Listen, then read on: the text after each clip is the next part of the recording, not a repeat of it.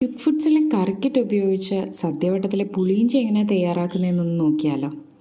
കിറ്റിൽ ഉൾപ്പെടുത്തിയിരിക്കുന്നത് ശർക്കര, വറുത്ത ഇഞ്ചി, പച്ചമുളക്, ചുവന്നുള്ളി, വാളൻപുളി, കടുക്, കറിവേപ്പില, വറ്റൽമുളക്, കായമുലുവ മിക്സ്. ആദ്യം ഒരു 1/2 ലിറ്റർ ചെറു ചൂട് വെള്ളത്തിൽ വാളൻപുളി നന്നായി കുതിരാനായിട്ട് മാറ്റി വയ്ക്കുക. പാനിൽ കുറച്ച് വെളിച്ചെണ്ണ ഒഴിച്ച് കടുക്, വറ്റൽമുളക്, കറിവേപ്പില എന്നിവ നന്നായിട്ടൊന്ന് താളിച്ചെടുക്കുക. അതിലേക്ക് ചുവന്നുള്ളി, പച്ചമുളകും ചേർത്ത് നന്നായിട്ട് മൂപ്പിച്ചെടുക്കുക. ഈ ഒരു സമയത്ത് ഒരു 1/2 ടീസ്പൂണോളം ഉപ്പ് ഇതിലേക്ക് ചേർത്ത് കൊടുക്കുക കേട്ടോ.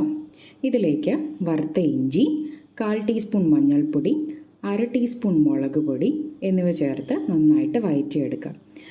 മുളക് പൊടിയുടെ മൂപ്പൊന്ന് മാറിയതിന് ശേഷം ഇതിലേക്ക് നേരത്തെ തയ്യാറാക്കി വെച്ച വാളൻപുളി വെള്ളം അരിച്ച് ഒഴിച്ചു കൊടുക്കുക.